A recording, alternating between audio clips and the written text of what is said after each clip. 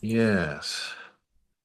All right. So we are on in the middle of chapter three, and we've been talking about some of the experiences that that Peace Pilgrim encountered, where just her absolute commitment to her message and to her purpose, how we see that it literally affected her experience of the world around us. And so this idea of that Gandhi popularized, be the change in the world you want to see, because you create your own world, and when you change, your world will change. And Peace Pilgrim gave us two examples of situations that she was in. One where she got that ride in the middle of the desert, and the man admitted that he had a bad ideas about what he was going to do, but because of her trust and because of her openness and her ability to get in that car and curl up asleep with her head on his shoulder, provoked in him that sense of responsibility, because he could see that purity, that sweetness, and he couldn't violate it. He couldn't violate it. And then that other story where the young girl was being going to be beaten by that family member, that man, and she stood in between the two and just stared him down. And he walked away, and the girl didn't get a beating. That strength is more than muscle strength. That strength of character uh, changed that man's reaction. Both of them. And so it's a really great pointer that the Rama or Vivekananda makes that statement. He said one sadhu realizing God on a mountaintop does more good to the world than 1,000 volunteers at the hospital. That this kind of character introduced, becoming these men and women of integrity, returning to our integrity, is one of the most powerful things in the world. Because your words have a deep resonance, and you won't be just one of the contrary voices that's all up in arms about what's going on. I always look at Swami Vedananda in San Francisco as a great example of that. He's been an active member of their interfaith group for a long time. And I was having a conversation with somebody that was going to him, and they said that he very, very rarely spoke up at these interfaith groups. And they said about him, though, that normally everybody around the table would all be talking at once and talking over each other. And this person was saying to me that when they went to this one meeting of that group, they noticed that whenever Vedananda actually did say something, which was rare, but when he did speak up, the whole table went quiet to hear what he had to say, because he was always so reserved in saying things, and the things he always said came from a very deep place of practice within him, which even at an interfaith group was a unique demonstration, to have that level of practice, that level of inner integrity. And if you met him, you would definitely see that yourself very quickly. There's a gravity around him and a strength in him, even though he's in his 90s and feeble, and forgetful. And that this is the presence, this is the presence. I often talk about Swami Prabhutananda and how he could walk into the room and he brought his own atmosphere to the room. On Super Bowl Sunday, 23 men were over at the monastery for lunch that Sunday. And of course, they're all standing around talking about sports, being boys. And and Swami Prabhupada walked into the room, and the whole room immediately silence. People stood up, and Swami came and sat at the table, not because he demanded it or pushed it or anything. It was just that he had that, again, that personal integrity that inspires respect, that inspires, a quietness in the people around. And so as practitioners, it's not entirely selfish that we want to realize God. It's through that realization that we give our best service to the world, right? It's through that realization that our hearts actually open, and we're not self-seeking anymore. Our ego's not driving our self anymore. And so our actions can do good for the first time. when our actions are motivated by hunger or thirst on our part, even if it's a hunger or thirst to be a better person, that's still a self-serving motivation, and will have karma attached to it. Anytime that we see ourselves as the doer, anything that we do has karma attached to it. And so there will be both good and bad effects of it. It's only when we lose that sense of self, that sense of me and mine, that our actions can actually really, in a true way, benefit the world. That's not to say that we don't do good to the world or that it isn't helpful to somebody. But I'm saying in the true sense of really affecting good for the world, can only to be done by a realized soul, somebody that has no selfish action involved in their movement at all. And so we move as close to that as we can, right? So we constantly keep our practice to keep the presence in mind and to be inspired to movement through that presence rather than through any narrative involving ourself, as it were. And so we see that here in Peace Pilgrim, how she's giving these great examples of how you change the entire world when you change yourself, right? And it helps us understand how God can see the world as perfect and make the statement, "I am everywhere present and always perfect." We know that there is a place where one can stand and see that perfection in the world. But as long as we're identifying as a body, it's going to be very rare that this world is perfect for a body, you know. And when we identify with mind, again, going to be very rare that the world is perfect for a mind. And so, as long as we hold these small perspectives, these small understandings of good and evil, based on our own selfishness, we can't see the transcendent nature of the world. We can't see the manifestation of perfection that is the moment. And so that's why we are uh, pushed forward, as it were. You know, I really believe the point for this world is to bring everyone to realization, if there's a point. All right, if there's a point. Otherwise, it's just manifesting your divine nature in the moment, which will produce a story of some kind in the world of past, present, and future. All right, so we're continuing on, and I don't know what page it is. I have page 32, uh, and I'm not sure if those line up with the book or not. But at page 32, chapter 3, at the bottom of the page, the second little leaf paragraph divider is where we're at today. And Peace Pilgrim is continuing on here with her narrative. She says, when I started out on my pilgrimage, I was using walking for two purposes at that time. One was to contact people, right? Just to make herself available by being out where people were. And I still use it for that purpose today. But the other was a prayer discipline to keep me concentrated on my prayer for peace. And after a few days, I discovered something. I discovered that I no longer needed the prayer discipline. I pray without ceasing now. My personal prayer is, make me an instrument through which only truth can speak. Wow. So this is the second person that we've read that has attained this ideal of constant prayer, which Paul talks about in the New Testament, you know, to pray without ceasing. And pray without ceasing doesn't mean that we have to pray without ceasing.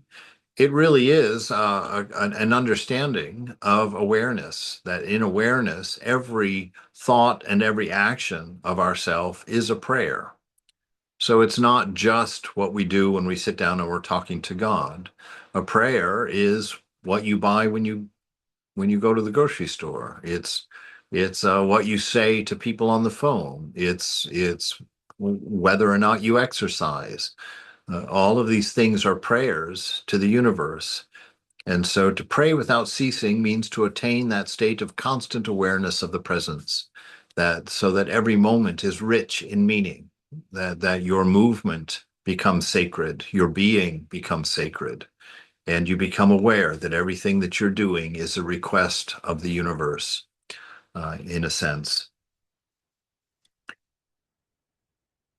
And so, just like our man, Brother Lawrence, he said, I discovered something. I discovered that I no longer needed the prayer discipline. I pray without ceasing now, right? And her personal prayer, her whole life, is make me an instrument through which only truth can speak.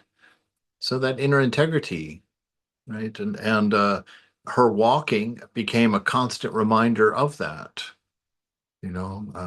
I remember I tried to do that when I was living in San Francisco, and I was working. I was living in the monastery, but I was still working for my first year in the monastery because Swami wanted me to make sure that that I really wanted to do what I was proposing.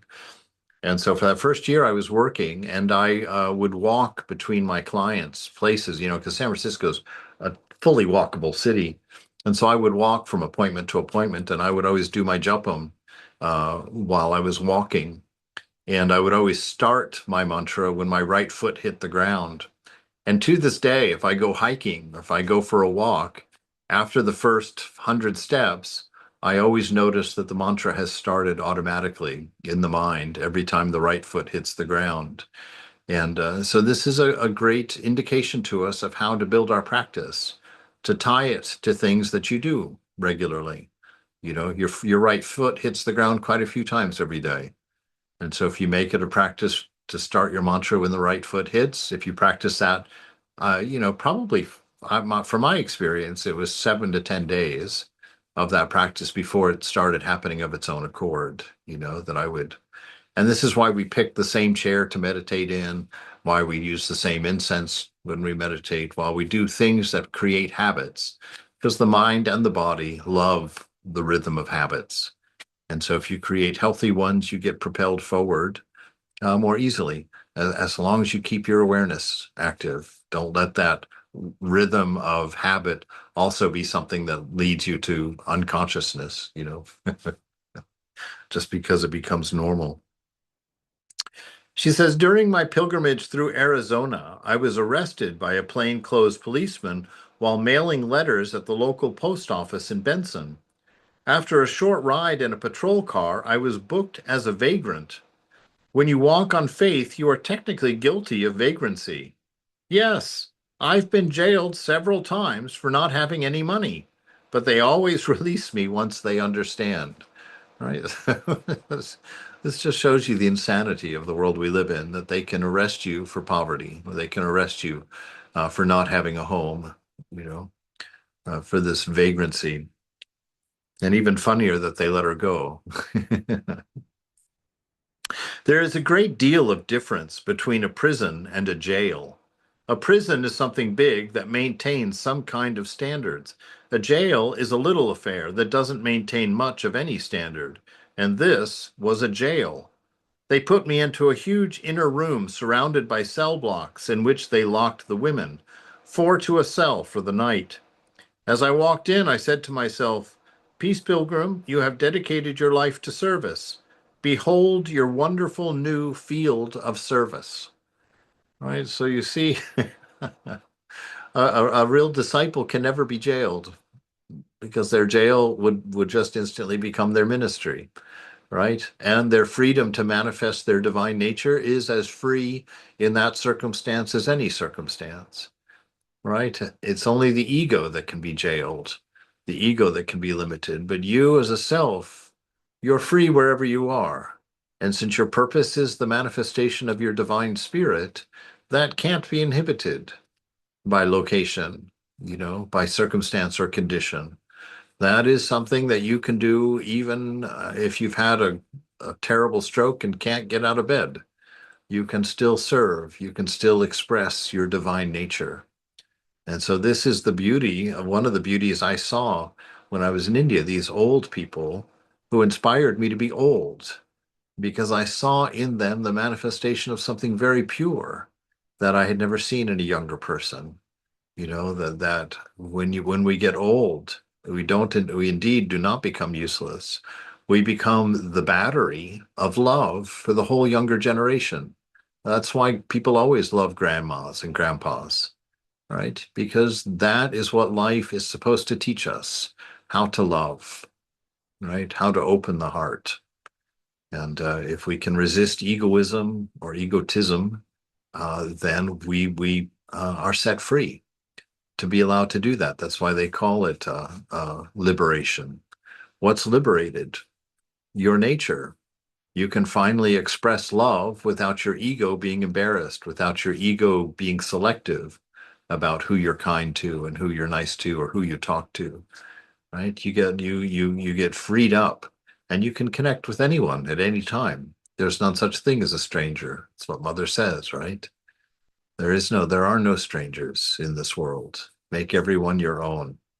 And you do that by learning that you're not an ego, that you're not a small self. You're the expression of a divine principle.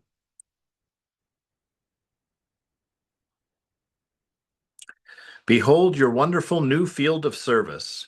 When I walked in, one of the girls said, "Gee, you're a funny one. You're the only one that came in smiling. Most of them come in crying or cursing." See immediately the difference. Wow. I said to them, "Suppose you had a day off at home. Wouldn't you do something worthwhile on that day?" They said, "Yes, what will we do?" So I got them to sing songs that lifted the spirit. I gave them a simple exercise which makes you feel tingly all over. Then I talked to them about the steps toward inner peace. I told them they lived in a community and what could be done in an outer community could also be done in their community. They were interested and they asked many questions. Oh, it was a beautiful day. Now, can't you just see an old woman could be the only one that could get away with sitting in a jail cell and saying, "Oh, what a beautiful day." And what an effect that would have on everyone else sitting in that room, right? And telling them, "Look, you're a community in here, right? You can create community here. You can uplift each other here." It's it really is a simple and beautiful and extremely powerful way of being in the world. It's very inspiring, because there's not a time of day when this possibility isn't within us. You don't have to plan it. You don't have to do anything big with it. You are always able to serve, whether it's writing a card, whether it's doing some japam for someone whether it's just holding someone in the presence of God that you want to get better or that you're concerned about, something you can always do anywhere and anytime. At the end of the day, they changed matrons. The girls didn't like the woman who came in. They said she was a horrible person and said not even to speak to her. But I know there's good in everybody, and of course, I spoke to her. I learned this woman was supporting her children with this job. She felt she had to work and didn't always feel well, and that's why she was a bit cross at times. There is a reason for everything. I asked the matron to visualize only the good in the inmates, and I asked the girls to visualize only the good in the beleaguered matron. Later, I said to the matron, "I realize you have a full house here, and I can sleep comfortably on this wooden bench." Instead, she had them bring me a cot with clean bedcloths, and I had a warm shower with a clean towel and all the comforts of home. All the comforts of home. The sea, you're just your non-resistance, right? Non-resistance could allow you to equate your cot with a sheet on it as all the comforts of home, right? It's your non-resistance, your acceptance. This is what the Lord is giving, and this is perfect. All is fine for me. In the morning, I bade farewell to my friends and was escorted by a local deputy to the courthouse several blocks away. I wasn't handcuffed, nor was he even holding on to me, but he had a great big gun at his side, and so I looked at him and said, "If I were to run away, would you shoot me?" "Oh, no," he said, grinning. "I never shoot anything I can catch." Well, there's some comfort. In the court that morning, I pleaded not guilty, and my case was immediately dismissed. In my personal effects, which were taken overnight, was a letter which had a great weight in my release.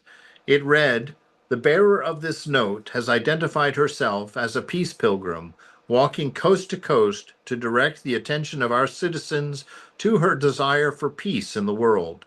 We do not know her personally, as she is just passing through our state, but since undoubtedly it will be a long, hard trip for her, we wish her safe passage.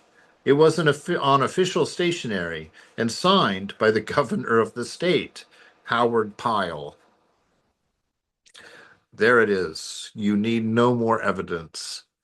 That mother is providing. That Peace Pilgrim got a letter from the governor to give her safe passage through the state, you know, so she wouldn't be arrested for vagrancy anymore. When I was being released, a court officer remarked, "You don't seem to be any the worse for your day in jail." I said, "You can imprison my body, but not the spirit. It's only the body they can put behind prison bars. I never felt in prison, and neither will you ever feel in prison unless you imprison yourself." They took me to the spot where I'd been picked up the day before.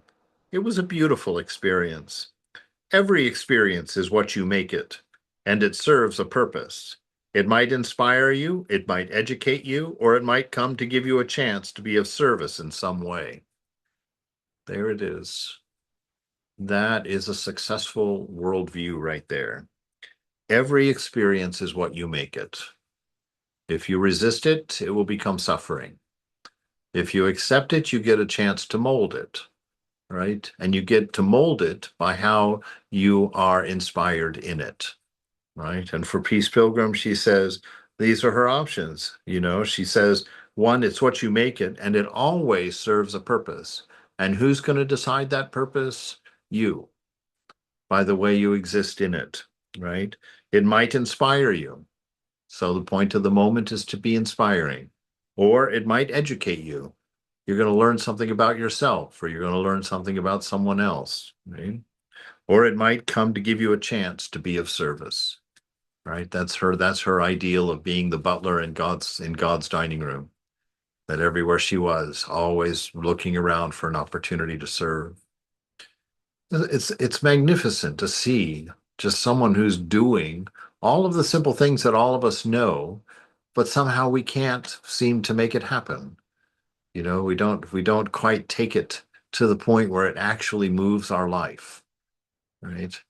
And this is the challenge for us. This is the challenge for me, you know, to have these things inspire and move my life, not the hungers of my body and mind, not my own selfish wantings, not to have free time and say, what do I want to do? Right? But to have free time and say, gosh, can I serve? Can I be educated? Can I be inspired? Right? And to allow the moment to be that for me.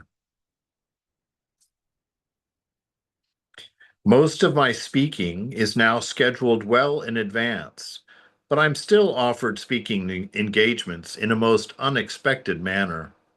In Minneapolis, I was being interviewed by a reporter at the gathering of civic club members who were awaiting an address by the Minnesota governor.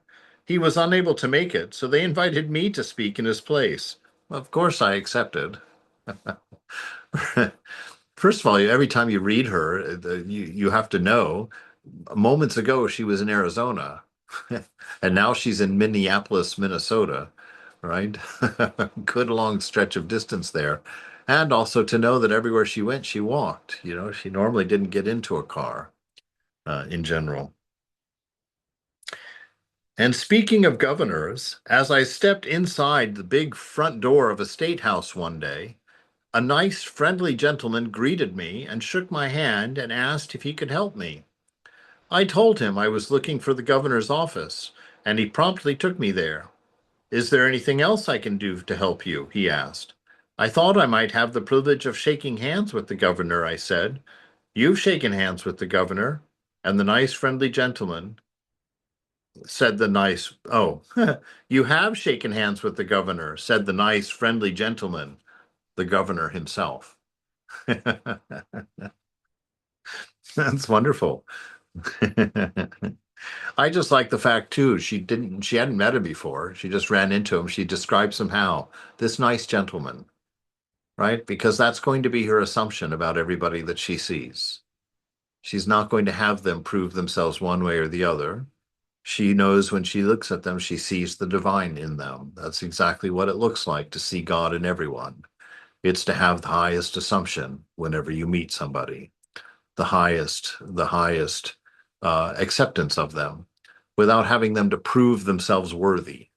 You know, you just give them the respect even before they've earned it because you know that the divine in them is what you're respecting, right? So just all these little ways that even just the way she writes about her experience is just colored with freedom. Really, a beautiful world. She inhabited a beautiful world, even though it was the plight of the world that inspired her to do her pilgrimage, the trouble in the world, the lack of peace. But that's not what she saw. That's not what she focused on. She went on to speak only of peace with everyone that she met. It was the first year of my pilgrimage, and I was somewhere along the highway between El Paso and Dallas. Okay, so wow, have you ever driven that highway between El Paso and Dallas? There is nothing. There is nothing from El Paso to Dallas except three towns and a lot of desert, right? Three towns and a lot of desert. So, wow, that's why that's a long distance too. That's several hundred miles. And she's just walking along, and you wouldn't know where you are in that range because there's nothing to mark your way. You're just walking and walking and walking, right? I was somewhere. Yeah, I was somewhere along the highway between El Paso and Dallas, and I was picked up for vagrancy. I've never heard of the FBI investigating people for vagrancy, but I was. A man in a black car stopped and showed me his badge. He didn't even demand that I come with him. He just said, "Will you come with me?" I said, "Oh, yes, I'll be interested in talking with you." Right? Again, no resistance, right? Accepting what comes. Oh, yes, I'd love to go with you. Hey, give me a chance to talk with you. I got into his car, but first I scratched a large X on the highway where I'd been picked up. During the time I was counting miles.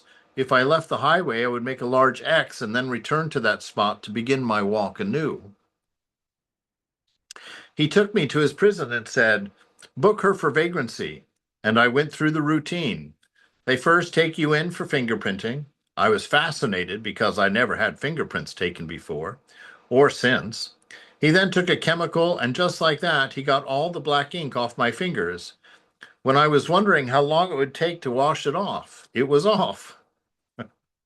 What is a very simple person here, very present. I spoke to him just as I would speak to anybody I was with, and something interesting happened.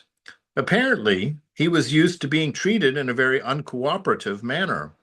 When I treated him like a human being, he gave me a lecture on fingerprinting and showed me the charts. It was very interesting. I had really not learned that much about fingerprinting before. People were waiting in line, but I didn't know that until I came out of the room and saw the line. Then they took me to be photographed and hung a number around my neck with a chain. When they were photographing me from this front and side, I remembered all those pictures of wanted people you see in the post office. I remembered how mad they all looked, and I said to myself, "Let me be different." And I smiled sweetly as I could. There's one smiling face somewhere in a rogues gallery. Then they took me to be questioned. They actually sat me under a strong light. It's supposed to have a psychological effect on you. But I had already been on television at that time, and I said to myself, do they really think this is a strong light? They should see the lights in a television studio. At that time, TV lights were not only bright, but hot. They asked me if I would answer any question, and I said, well, certainly, I'll answer your questions. not because you are law enforcement officers, but because you are fellow human beings. And I answer the questions of all my fellow human beings. Whatever you are in your official capacity, you are first and foremost a human being. And if we could get together as human being to human being, we can get done much faster. There's another excellent, excellent, excellent small teaching that will change your life. You know, it's right in hand with the idea of seeing God in everyone first, right? But even if you can't do that, to see everybody as a human being first, not the pretense of their, oh, that's a Democrat, oh, that's a Republican, oh, that's a gay guy, oh, that's a lesbian, oh, that's. Forget the labels. We're human beings, we're brothers and sisters, right? And so to walk around seeing that first and treating that first, already I feel this because me and policemen,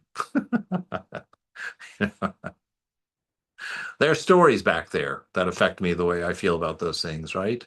And so this is a great reminder. Drop these labels, see each other as divine, and approach that divinity in each other and treat each other as divinity, right? With that respect.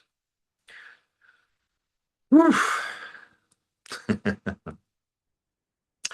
If we could get together as human being to human being, we can get done much faster. And it ended up that way. They began with the confusing technique. One would fire a question at me. Before I could answer, the other would fire a question at me. I had to keep saying, if you will pardon me for a moment while I answer the other gentleman's question. Then they got down to meaningful questions, such as college students ask me, how I warmed up to that subject. Then they referred to physical violence as being the intent to hurt. They said, would you under any circumstances use or sanction the use of physical violence? I said, no. That is contrary to God's laws. I would rather have God on my side than any power on earth. I told them the story of the disturbed teenage boy who hit me during our walk together. Then they said, suppose it was necessary for you to defend a loved one. I said, oh no, I do not believe I would defend a loved one by disobeying divine law. I told them about the 8-year-old girl who had been left in my care and the experience we had with that psychologically sick man who tried to harm her. Then they got into things very philosophical and said, if you had to choose between killing and being killed, which would you choose? I answered, I don't think that I would need to make such a choice. Not as long as my life remains in harmony with God's will, unless, of course, it was my calling to be a martyr. Now, that's a very high calling. It's a very rare calling. I don't believe it's my calling, but the world learns to grow through its martyrs. If I had to make a choice, I would choose to be killed rather than to kill. They said, could you give a logical explanation for such an attitude?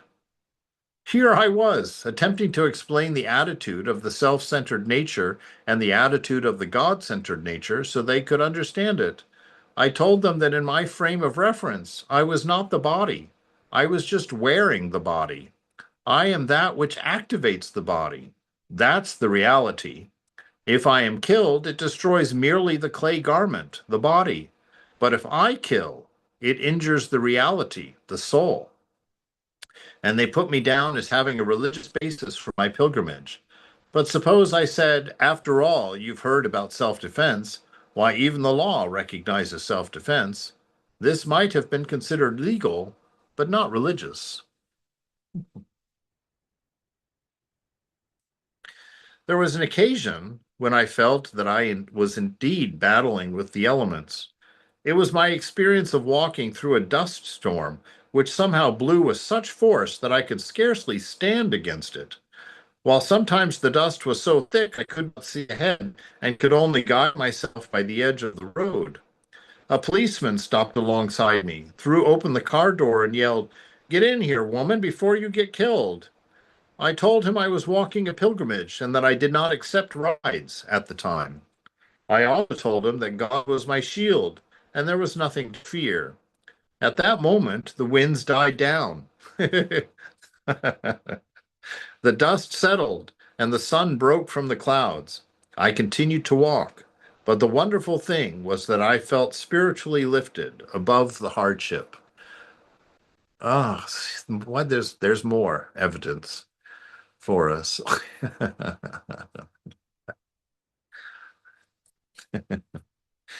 The nature of the world is very different from what it is for an ego.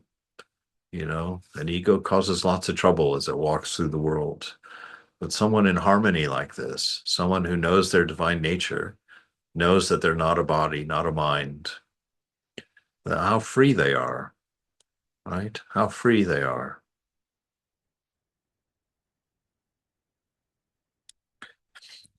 Concealed in every new situation we face is a spiritual lesson to be learned and a spiritual blessing for us if we learn that lesson. Wow. That's, you can only come up with these things if you are very present in the moment, that she sees that there's two components to every new situation, right? That there is always a spiritual lesson to be learned and a spiritual blessing if you learn it, contained in every new situation. What an outlook.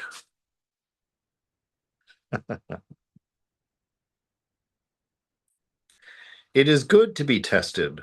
We grow and learn through passing tests. I look upon all my tests as good experiences. Before I was tested, I believed I would act in a loving or non-fearing way. After I was tested, I knew. Every test turned out to be an uplifting experience, and it is not important that the outcome be according to our wishes.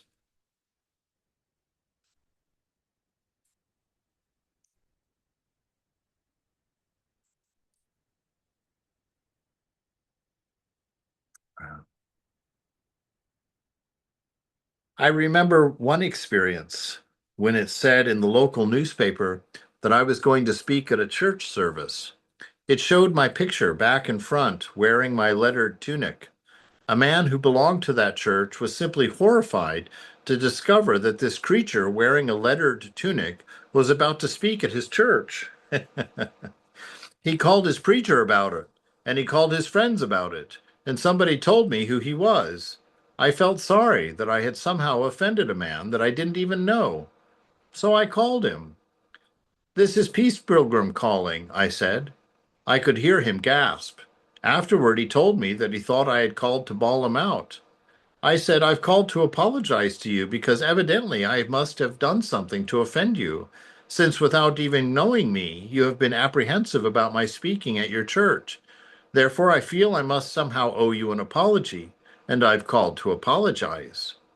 Do you know that that man was in tears before that conversation was over? And now we're friends. He corresponded with me afterward. Yes, the law of love works, right? What is the law of egoism, right? She had every reason to be upset with him, for his assumptions, but she took responsibility, just like Vivekananda said. Take responsibility, put it always on yourself, right? Because that gives you the power. If she had blamed him for his ignorance and then treated him like an ignorant person and, then she would have had no power. He had the power in that situation. But by taking this responsibility, it's what Jesus says, in as far as it has to do with you, be at peace, right? So, in as far as it has to do with you, always be making the moves that promote peace, that promote harmony, right? Don't continue the battles that people start, right?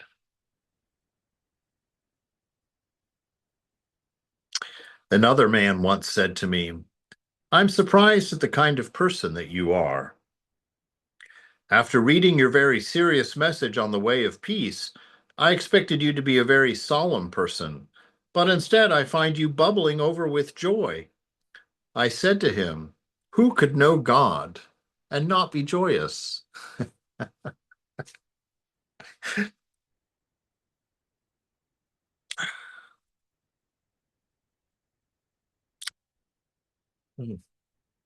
If you have a long face and a chip on your shoulder, if you are not radiant with joy and friendliness, if you are not filled to overflowing with love and goodwill for all beings and all creatures and all creation, one thing is certain, you do not know God. Wow. And there it is. The glove comes down. Right? If you have a long face and a chip on your shoulder, if you are not radiant with joy and friendliness, if you are not filled to overflowing with love and goodwill for all beings and all creatures and all creation, one thing is certain, you do not know God. Also, life is like a mirror. Smile at it, and it smiles back at you. I just put a big smile on my face, and everyone smiles back. If you love people enough, they will respond lovingly. If I offend people, I blame myself, for I know that if my conduct had been correct, they would not have been offended, even though they did not agree with me. Before the tongue can speak, it must have lost the power to wound.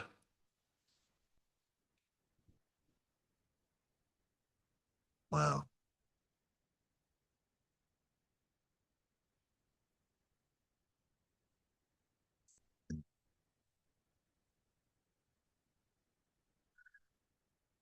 Let me tell you a time when my love had to be nonverbal.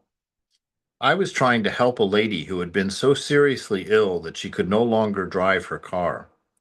She wanted to get her older sister's house for to get to her older sister's house for a few weeks of bed rest. So I offered to drive her there. I still had my driver's license at that time. On the way, she said, "Peace, I wish you could stay with me for a while. My older sister is so domineering. I just dread being alone with her." I said, "All right. I have a few extra days. I'll stay with you for a little while."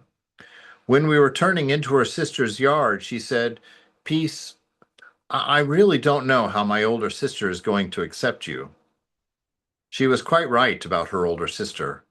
When her sister took one look at me with my lettered tunic, she ordered me out of the house. But it was late at night, and she was so afraid of the dark that she said, "Not tonight. You may sleep on the sofa tonight, but the first thing in the morning you must leave." Then I hurried her younger sister off to bed way upstairs somewhere. Well, this was worse than I thought it might be. I certainly didn't want to leave my friend in this situation, but what could I do? Right, so there again, you see her concern is for her friend, not how she's being treated. Right? What could I do? So I looked around to see if there was anything that might permit me to communicate with the older sister. I looked into the kitchen, and there was a mountain of dirty dishes and no dishwasher. So I washed all the dishes, and then I cleaned up the kitchen and lay down and slept for a few hours. In the morning, the older sister was in tears, and she asked me to stay.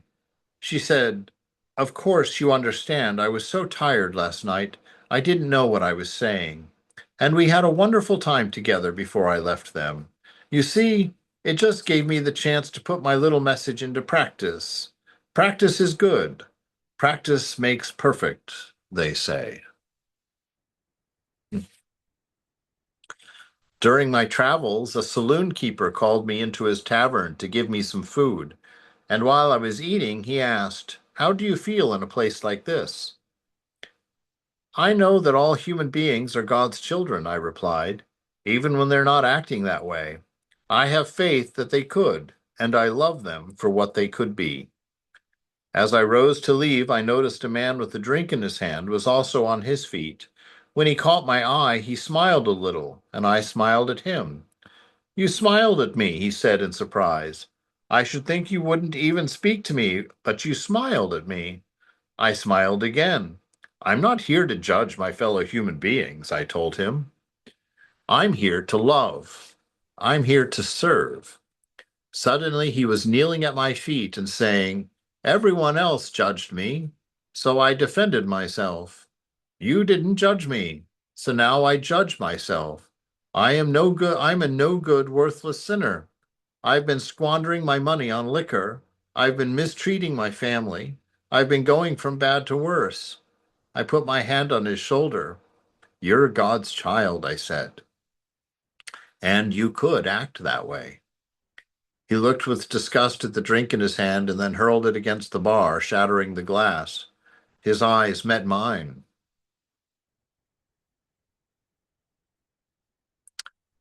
I swear to you, I'll never touch that stuff again, he exclaimed.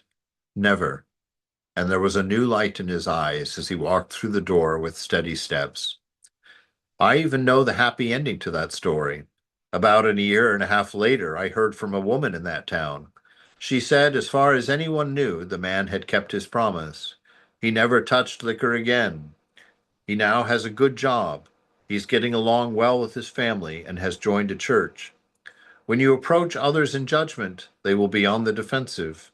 When you are able to approach them in a kindly and loving manner without judgment, they will tend to judge themselves and be transformed. All right. We'll stop there for this evening.